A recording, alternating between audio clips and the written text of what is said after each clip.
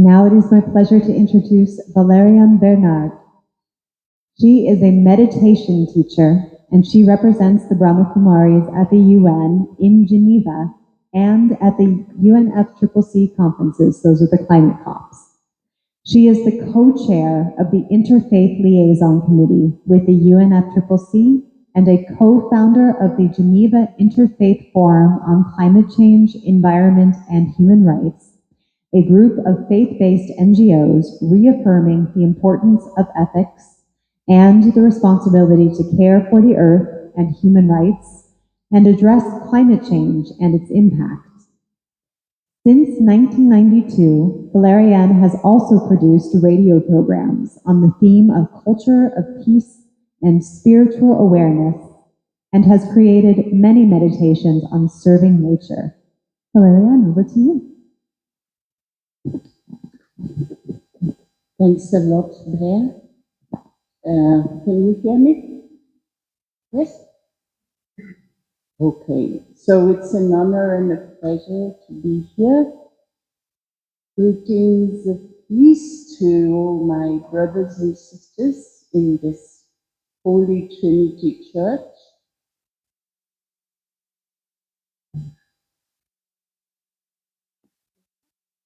All right. So the good thing about talking last is that your colleagues have already said a lot. And I have been listening to both my colleagues and Blair with a lot of interest.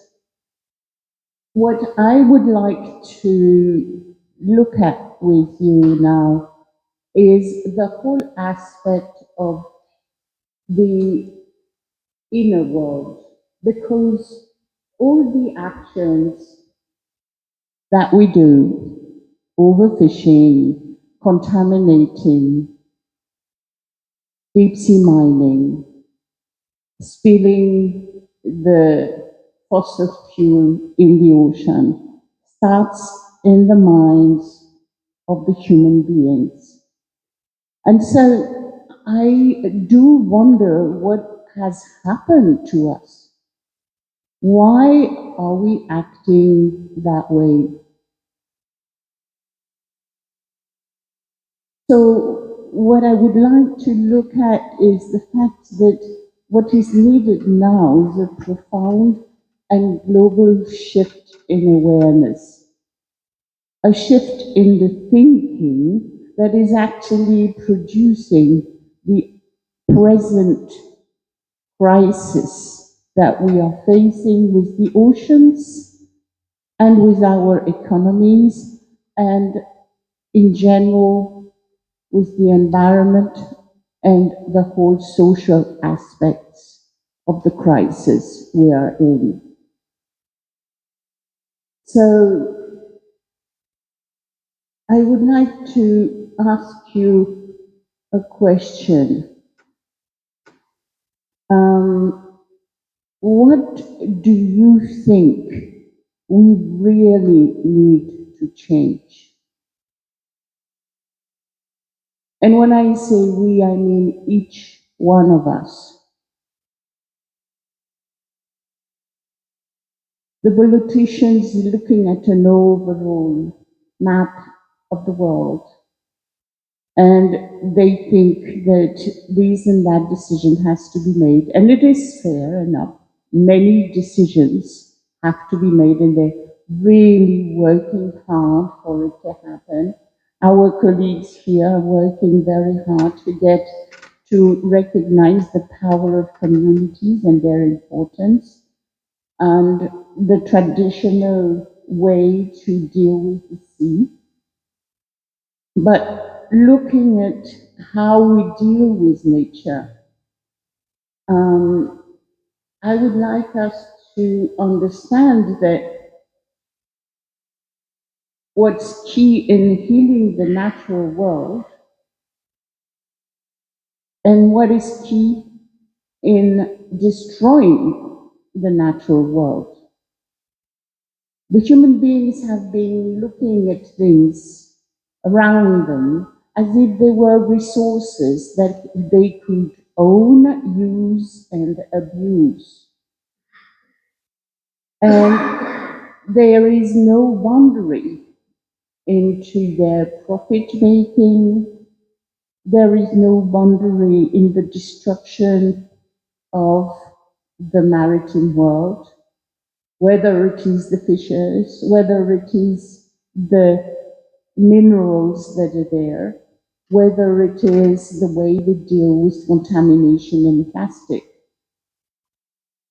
So it is a form of colonization in a sense. We are colonizing not only other continents, because now we have evolved to understanding that colonizing the way we did it wasn't such a good idea, really.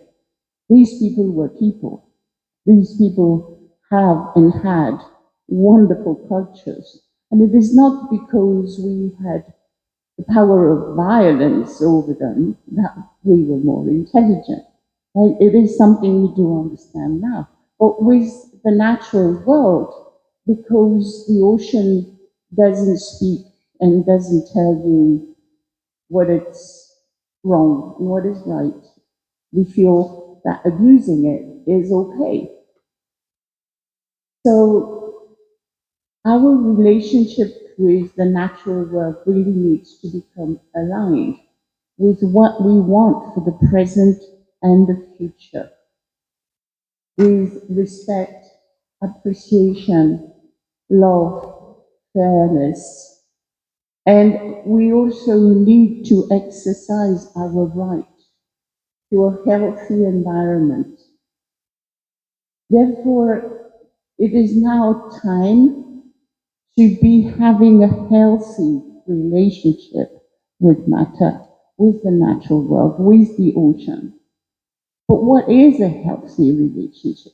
Like I've been sitting with my friend here, and he was talking of fishing and fishing and fishing, and I was thinking, I think we should stop fishing. It was okay, maybe, at the time of Jesus to be fishing so much, and they didn't fish so much anyway. But I think at the moment, the ocean and fishes of the ocean need a rest. So for most people, fish is not the food they actually need to eat. For the people who live there, they have not much choice, maybe, in the way they eat. But do we really need to see anything that is available for our stomach as something we lust for? A piece of meat is something that belonged to an animal before it ended up in your plate. Just like your child is your child, and you wouldn't want anything bad to happen to it because somebody has the wrong kind of vision on children, right? So the way we look at the world is actually a reflection of many different types of violence we have been submitted to, and we submit without even a clear understanding of what we are doing. We're reproducing. So it is important, therefore, to reclaim our conscience, our consciousness, our awareness. And in this reclaiming, I think we heal ourselves. And the more I heal myself, the more my thinking and my understanding become creative, become crystal clear, and I understand what I could be doing to make a difference. Because there is many things people ask me, like, what can we do? But there is many things that we can stop doing. This is two different ways to do things. So the change we dream of won't happen by chance. We need to be starting the conversations now from within and bring these conversations in school, within communities, at work, among the different stakeholders. Life on earth is not about profit. It is about sustaining, creating connections, and healthy relationships. Humanity's survival depends on the different resources our planet endlessly offers. And what kind of resources do we offer our planet? And that's where spirituality for me is a very deep understanding of what it is we have in our hearts and our minds that we can extend, we can give.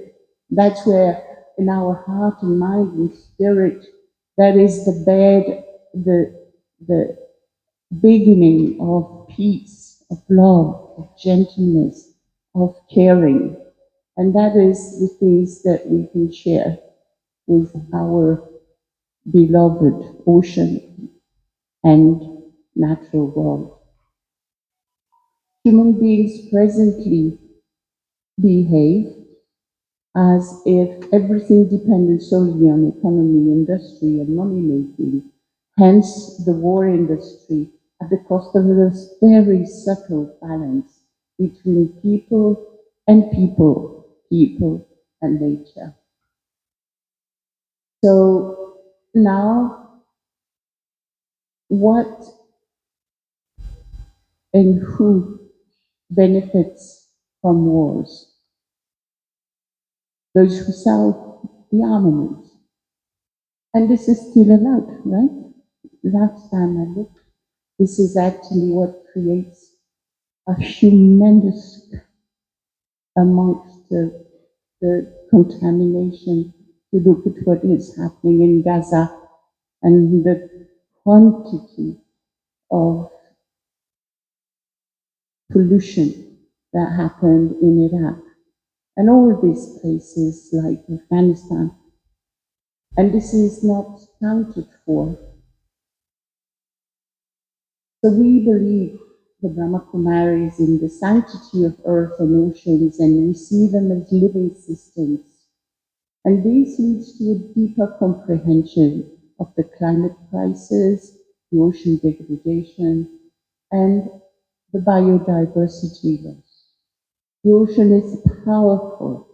It is a majestic source of biodiversity and a key regulator of Earth's balance.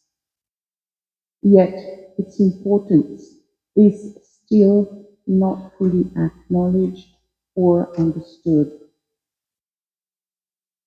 Raising awareness about our interconnectedness with the boundless ocean fosters a transformative change in attitude.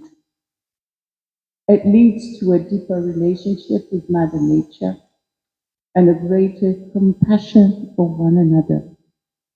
By respecting the ocean and all those who live in the ocean and all the elements of nature, we can free ourselves from the inner drivers of destruction, to name them greed, exploitation, and short-term thinking, and embrace a broader attitude and a compassionate and generous vision.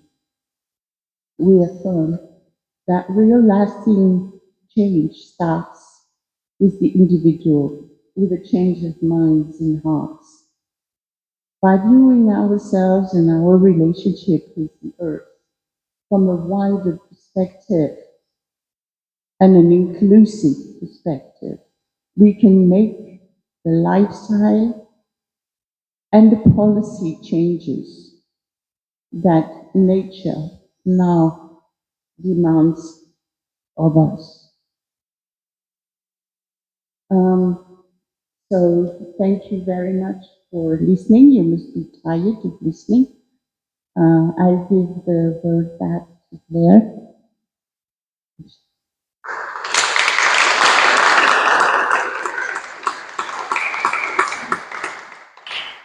Thank you so much, Valerian. And something I'm taking away from what our speaker shared overall is that Our faith traditions don't exist in silos. They don't exist separate from the world and from all of these other aspects of our lives. You've heard perspectives, both inner and outer. You've heard science alongside faith. You've heard grassroots concerns, or perhaps I should say water's edge concerns from communities most impacted, and you've seen the changes that need to happen on the broad scale and collective. And you've seen that our faith traditions can lead us to express our care for Earth in different ways, but there's much common ground, and we are united in our dedication to revolutionizing our consciousness and our relationship with our true mother, the ocean. Our bodies are similar in chemical composition to the ocean herself. So we are all like little oceans walking around here on land. And I know that the ocean in each of you carries much wisdom as well. For the last portion of our time together, I'm going to turn things over to my colleague, John Civilon from Marianal Fathers and Brothers, who will be moderating our just Q&A for the folks up here, but in fact, discussion. I'll let him give you some guidance.